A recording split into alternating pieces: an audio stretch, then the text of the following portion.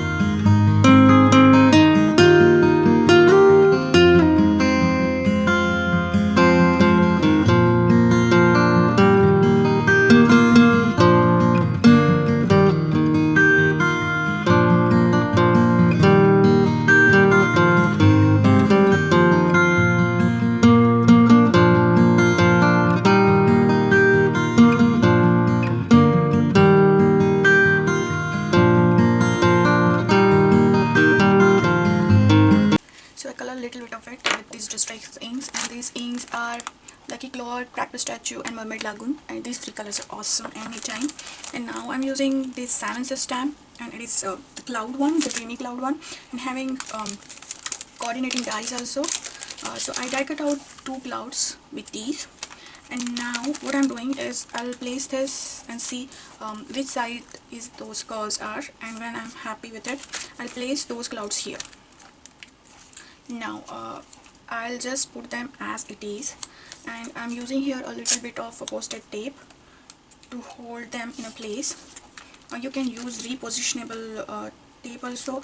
I'm not using that, it's just a preference, it doesn't matter. And then after placing these two together, I'll press it with my hand, and then I will took again this mermaid lagoon color, and then I'll put some on the sponge, and then I'll put a little bit down here, and then I'll just kind of dabbing all around it.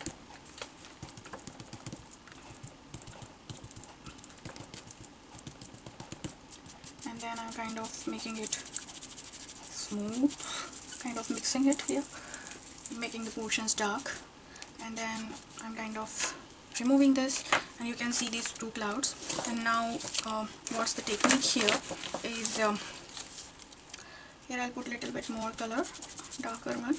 And what is the technique here is, I'll take the same stamps, and now this time I will take the solid one, kind of. So I can use this one first, and I'll use the white pigment ink for this. And what white pigment ink will do is just it gives a kind of whitish look to the cloud. And here I'm using the color box white pigment ink, and I'm not using here Misty. I'm just kind of taking this, and I'm not much generous about the pigment ink. I want the between, means the middle of the cloud is not that much inked. I just kind of smoosh around, and then I will stamp this just on the same place. So you will see, you can see, you can get a white kind of space there. Then I'll take another half of the cloud, and I'll place here, although I'm not stamp there, but I'll make most of the colors after that. And I'm kind of taking my brush to pick that white ink. You can easily pick it, and kind of giving the shape of cloud here.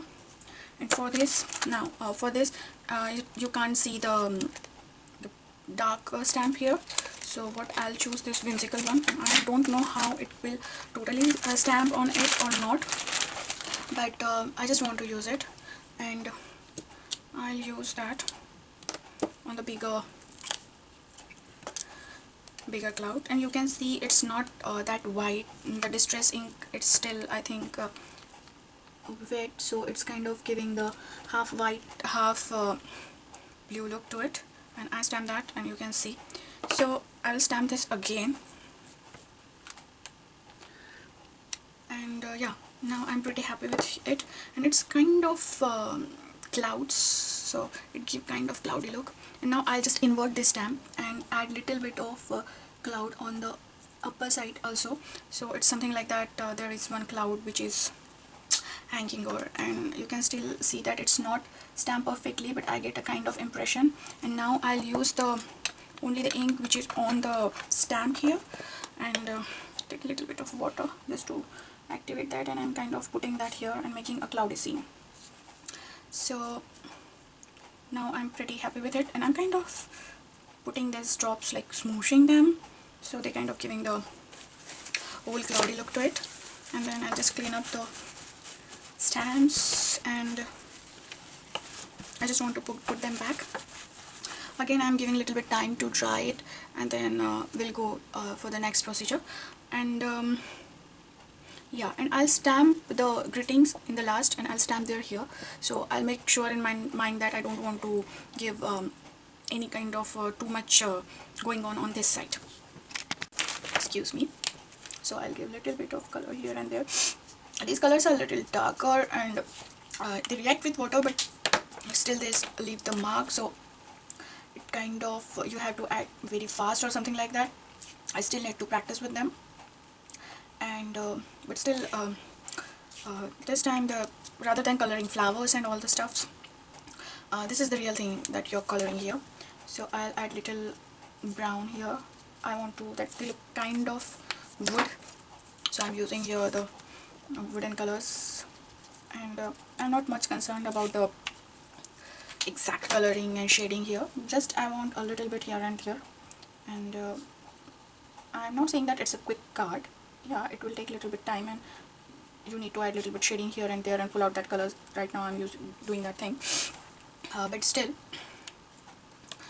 it's like a layer of cards. So make sure that whatever you're using, it's 140 cold press water paper, so it will sustain. Normal paper will not, 80 lb paper will not sustain to these kind of techniques. Now here I kind of making the bushes, and for those I will again want to use the same technique that I use for the clouds, and for that I will use these non-font dies, and yeah, and I have this scrap paper. I stamped that same image first, but it's not work. So what I'm planning to do here is I will cut out the clouds with it, but I will use those clouds as bushes. So you can use those for sky, for bushes, means the sky is the limit. Think whatever you want to and just go for it. So yeah, and here I was cutting all three of them, so I will get the different kind of bushes, and I will cut them apart when it's totally done, means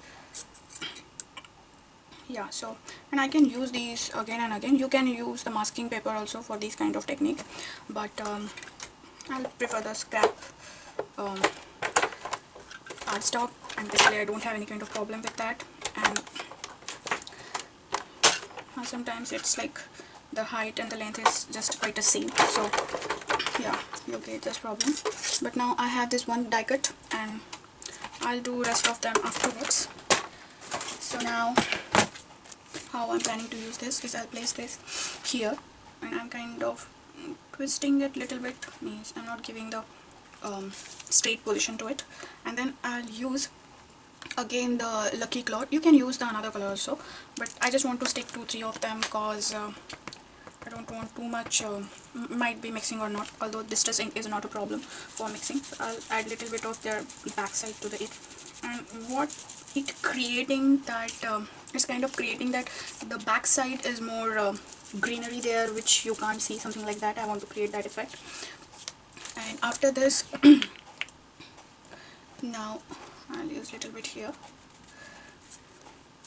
just kind of mixing. Yeah. And now after this I'll again put the same mask, but I just change the position of the mask, and I'll again throw some color there and something like that. So basically I'm creating again and again the different bushes, and trying to get a different look here. And yeah, and after this you can see that they are not that much prominent, but I will make them. And now I'll use a little bit of these dark green colors, and I just grabbing the color. I'm not just monitoring which color I'm using or which not, so don't expect me to give exactly those colors, but yeah, I'm kind of stamping them. And this kind of card I'm making first time, means by these colors and all the effects. So I never do the card first and then duplicate it. I just go ahead and make a card, and whatever it's made, just I'll become happy with that. Yeah, I'll become happy with that because I like the way it comes. So now I'm again adding the different shades of green here, and these paints have two tips. One is like a brush and one is like a thin pen tip. It's a very sharp one, so I will use that also. But now I just want to see the effect, that how it will give that kind of effect. And I'm working one section at a time here, so let's see. Again, I'm not done this before, so I don't know what kind of effect it will give, but I'll make sure that I will fix whatever it is, means I will fix that if I don't like it. So after this I'll again take the green color and kind of again making the same bushy kind of things. I'm kind of giving them little arches. So now you can see that it's already taking shape, and there is no right and wrong, everything is like, and I don't know why this marker is like, I use water with it and it's like little bit soluble, and now yeah, now it will take the, and I'm kind of using this brush tip as brush directly on it, so it also giving a different color to the bushes. And I'm just randomly going here, I'm just swapping this color here and there, and I'm not much concerned about this side which is below, but I want to give that side little bit dirt color, so I'll use this desert one. I'll add this little bit here and there, and yeah, it's working. So it kind of little bit green, little bit desert, something like something things are going on, and I'll use water to mix that. So I'm again using that small flat brush here, and I'm kind of giving a light wash to it. I'm not putting too much water, I just want to see those lines. And yeah, and this is looking quite nice, and I would love to add little flowers on it, but it is pretty dark right now, so I don't know I will be able to or not. So now next thing is excuse me, I want to add this sentiment.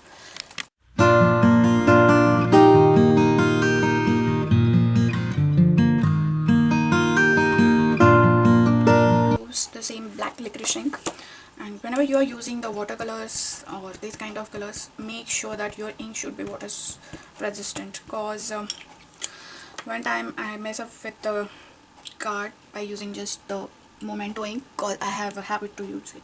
So I'm just stamping here, and I'll press hard, that I'll make sure that it will get stamped. As it's a watercolor, I'm not expecting that it will stamp perfectly, and I will again draw all the things by my handwriting, and I'll use the black Sharpie pen for that, but I get a kind of reference to it. Now I'm making card paste for this card, so I'll cut this paper for the longer side to 10, so it will, when 4 it will become 5. So I'm making here A7 size card, and this one is 7. And then I will use this Martha Stewart's scoring board for scoring the card, and here I'm just making a scoring line at 5, and then I'll just make sure that everything is nice and crisp here. And after that, yeah, now you can see that you means I can't see any lines, because this card is already cut at 5 by 7, and I don't want to add much thing to this. I really love the way it looks. I'll add a little bit of things here and there, but before that I'll adhere this to my cardstock. And as you can see, this is little bit it's not pretty flat. As we work with the watercolor paper, it will happen, and I don't want that it should pop. And now I'll just add this to the card piece here, and I'll just make it flat.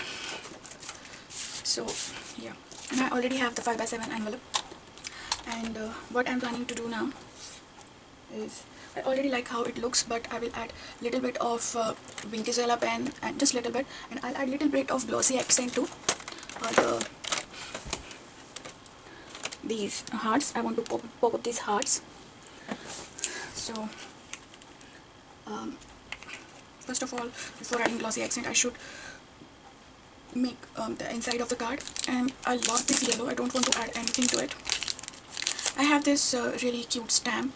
It is from Studio 1112, and these stamps are bought from Jayons, and they are like $1 or $2. So now what I want, I want to make impression on this paper, just like that. So I'm just seeing by using this template, as using this as a template. So you can put here, wherever you want. Now for this, I'll just grab acrylic block, and after that, now here I want a yellow on yellow effect or yellow on black. This is up to you, but what I want to create is here the yellow on yellow effect. I don't want this thing goes more pop on the card, but I want something inside the card.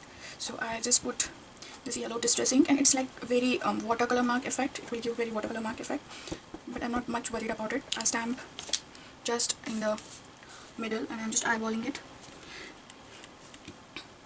and you can see it's like a watermark. And I'll use the same stamp in front of these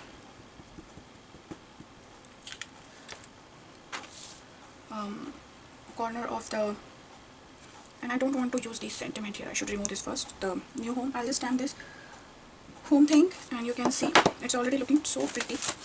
So now it's ready to mail. Everything is nice. I just want to add a little bit of glossy accent to these hearts, and I'll add a little bit of shimmer to card, and I'm just dabbing because there are too many things going on here, so I don't want to